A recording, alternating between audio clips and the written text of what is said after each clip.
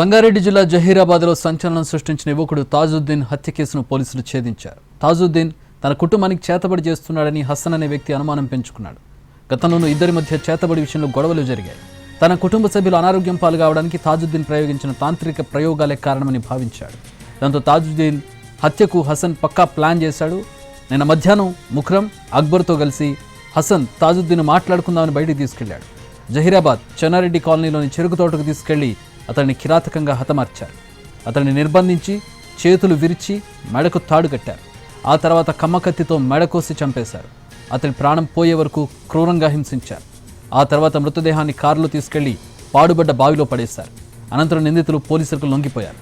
వారి నుంచి హత్యకు ఉపయోగించిన కమ్మకత్తితో పాటు కారు, 3 బైక్లు, సెల్ ఫోన్ స్వాధీనం చేసుకున్నారు పోలీసులు.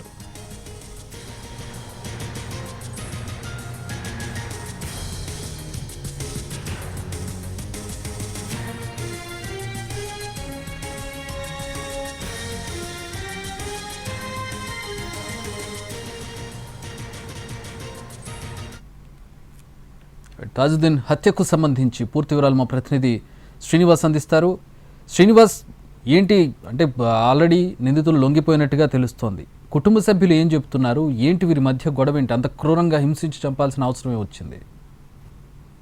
మనం 3 రోజుల వ్యవధిలో ఉమ్మడి మెదక్ జిల్లాలో ఈ చేతబడుల అనుమానంతో హత్య చేసినటువంటి ఘటనలు 2 వెలుగులోకి వచ్చాయి.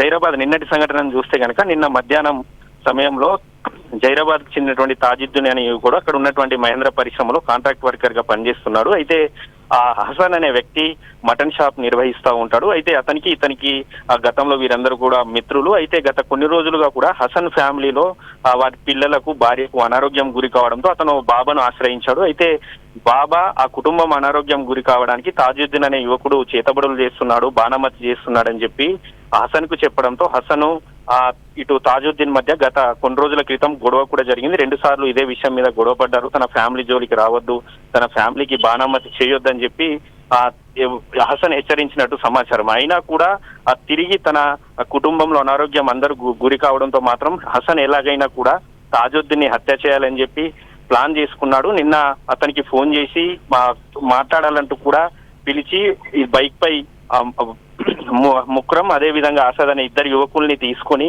అతని దగ్గరికి వెళ్ళాడు.